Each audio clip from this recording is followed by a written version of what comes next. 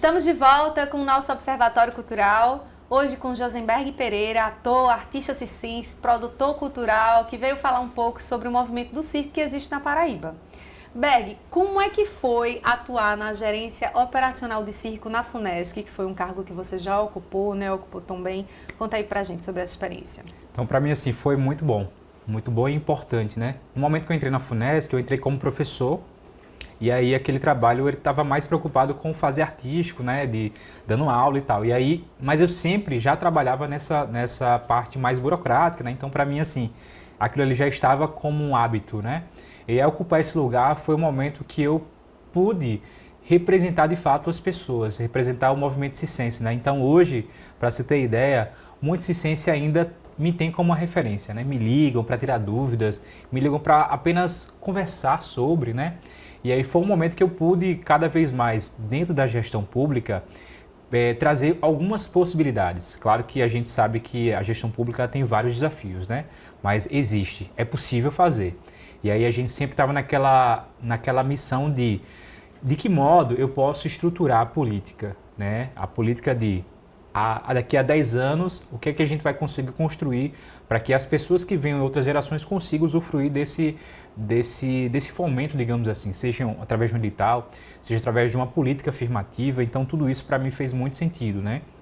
E aí, claro, não foi fácil, mas muita coisa foi possível, né? Então a gente sempre, quando eu estava no lado artístico, sem necessariamente estar na gestão, uma reivindicação corriqueira era o modo de trabalho, né? O modo que as pessoas iriam ser contratadas, o momento de pagamento, quanto é que seria investido, né? Quanto é que eu vou receber de cachê, né? Então essa era uma demanda corriqueira. E eu sempre ficava naquela inquietação, o que é que eu posso fazer para minimizar isso? Ou tentar pelo menos criar um caminho, e claro, foi possível. Eu sempre buscava dialogar com a população. Eu tenho essa ideia, e aí de que modo a gente pode agregar esses valores, né? A partir do que é possível e o que vocês têm de possibilidades, né? E claro, a gente trilhava e sempre buscando melhorar, né? E essa melhora a gente conseguiu a longo prazo estabelecer alguns parâmetros. Então, se você pegar o histórico passado, a gente tinha um determinado valor que se era praticado, e agora a gente estabeleceu algum valor padrão, né? Isso aqui é o mínimo. Então, a partir desse mínimo, a gente vai construir outras possibilidades. E aí, era um desafio que sempre todo evento tinha outras atrações agregadas e nunca tinha circo, né? E eu ficava com aquela inquietação, por que não? O circo ele é muito flutuante, então ele pode estar agregado junto com a música, com a dança, o teatro. Então, são muitas possibilidades. E aí, todos os festivais, todos os eventos, a gente colocava o circo, né? Fazia questão de ter um tecido, um trapézio, um malabar, e ser alguém lá representando, porque é o que fazia muito sentido. Então, as pessoas iria para um show, mas já com aquele olhar mais amplo, né? Até uma banda ali, uma música, um tecido. Então, para a gente aquilo ali era muito potente, né? Uhum. Não só pelo fato dos trabalhadores estar ali tendo mais uma possibilidade de reverberar a sua arte, mas ao mesmo tempo de trazer com uma política afirmativa, né? Tô ali, o circo precisa estar mais presente. Sempre tem aquela velha frase, né? O circo está morrendo. Mas isso nunca aconteceu e nunca vai acontecer porque os artistas estão sempre nesse ciclo, né? Tem o circo tradicional, onde as pessoas vão tendo aquela vivência, né? De tradição de família por família, mas tem os artistas que são artistas independentes, artistas de rua, artistas de grupos. Então esses artistas, ele de modo geral, tem essa estrutura que faz com que o circo ele não em nenhum momento esteja estacionado. Pelo contrário, cada vez mais, se você passar na rua, se você for no circo, se você for um espetáculo de teatro, você vai ver um circo. Em qualquer lugar do Brasil, em qualquer lugar dessa Paraíba, você vai ver algum movimento circense. Então, assim, pra gente é muito rico isso. Você já participou, né, como parecerista em vários processos seletivos, em editais e etc. Como é que você enxerga esse trabalho, né? Como é que você enxerga esse papel na valorização de projetos consistentes? Então, o parecerista ele tem uma missão muito importante, né, que é avaliar várias ideias, várias possibilidades, vários projetos. E aí é a partir de um ponto de partida que nem sempre a gente vai conhecer esses trabalhos, né? Então, o proponente ele precisa consolidar tudo que ele vai propor naquela ideia ali, né? Em qualquer edital que seja. E aí o parecerista ele tem justamente essa missão, desse olhar mais amplo, né? Não só tecnicamente ali, tem os critérios, cumpriu, mas a gente vai ampliar mais esse horizonte, né? De pensar de como isso vai agregar valores na ponta, né? quem são as pessoas que vão ser beneficiadas com isso? A gente nunca pensa na possibilidade de só beneficiar aquele proponente, mas de que modo isso pode estar agregado a muitas possibilidades? Quem é que vai acessar? Quem é que vai receber aquele espetáculo ou aquela formação? Então a gente pensa nesse horizonte maior, né?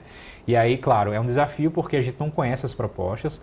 E aí, às vezes, conhecido a gente conhecer de ouvir falar um espetáculo ou algum outro proponente, mas a gente não avalia por esse conhecimento, a gente avalia do que está ali presente naquele documento, né? Sim. E aí sempre tem uma dificuldade, né? De como as pessoas podem comprovar determinados critérios, digamos assim, né? E é sempre um desafio, né? A gente sempre fica naquela missão. Como é que a gente vai dar uma boa nota se não tem um bom material, né? Mas isso é um trabalho a longo prazo, né? Um trabalho onde as pessoas cada vez mais precisam se estruturar, né? A burocracia, ela existe, mas existe também as possibilidades dos proponentes cada vez mais trazer esse lado profissional, né? Então, assim, tem um trabalho artístico que as pessoas vão estar apresentando, mas tem esse trabalho também que consolidar a sua carreira, né? De que modo eu posso me apresentar para as pessoas? Sim. E o parecerista, ele tem essa visão de como ele vai avaliar, de como ele vai receber, de como ele vai atribuir uma boa nota, né? Que nem sempre vai ser vista com bons olhos, porque quem está ali se inscrevendo quer ter um 10, quer ter sua nota máxima, né?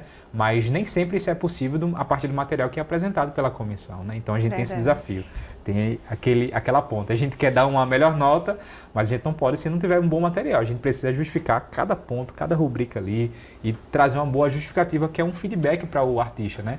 Onde é que eu falhei? E a partir disso... Até para a segurança do próprio proponente, né? De entender o seu processo. Berg, e aproveitando, né, esse assunto sobre a gestão e tudo, eu queria te perguntar, que eu imagino que são muitos, que sejam muitos, né? Mas como tem sido esse desafio? Ou qual é o maior desafio, no caso, desse cargo agora, né, à frente da sua gerência dentro da Secult?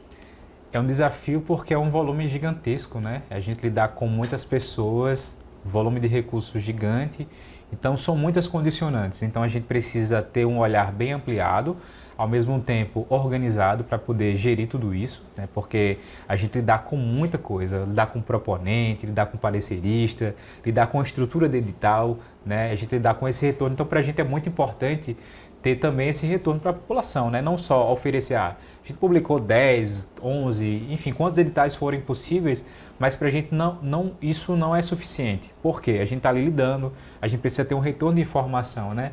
O proponente tem uma dúvida, a gente precisa tirar essa dúvida. O proponente não está conseguindo, a gente precisa ver de que modo a gente pode assisti-lo, né? Ou assisti-la. Então, assim, são muitos desafios, né? São muitas conquistas, mas é muito possível fazer, né? Claro que com essa organização, mas, assim, é desafiador, é desafiador.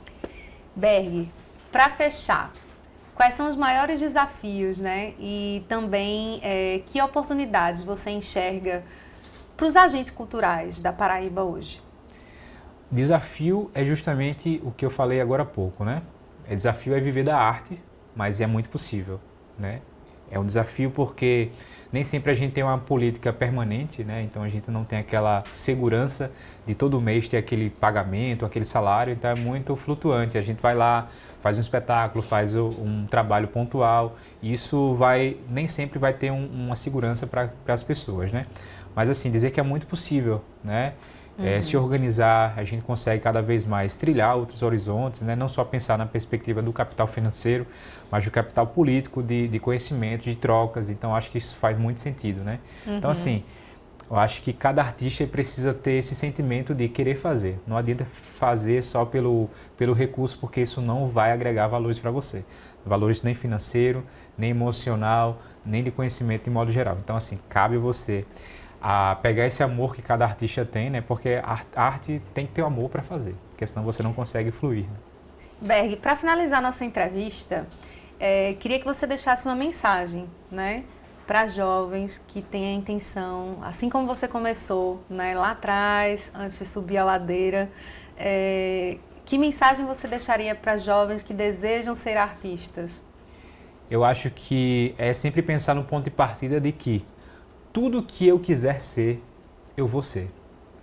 Basta você trilhar uma meta, trilhar. Então, assim, você vai trilhar um objetivo, você vai correr atrás dele. Claro, vão ter muitos desafios, mas é muito possível, né? A gente precisa ter sempre essa força de vontade. É estudar, é buscar possibilidades, é você correr atrás mesmo, assim, com muita garra, porque assim, não é fácil. E cada vez mais a vida está ficando difícil. E se a gente só se pegar isso, a vida está difícil, a gente não vai avançar. Pelo contrário, a gente tem que pular essa barreira e dizer, ó, eu consigo, eu estou aqui, eu sou potente. E cada vez mais a gente reverberar isso para que a gente consiga ocupar esses lugares, que os lugares são nossos. Não adianta a gente dizer, ó, são fulano, não é nosso, a gente tem que potencializar isso. Então, seja você de qualquer ambiente, qualquer lugar, você consegue. É só você querer trilhar esse caminho. É isso.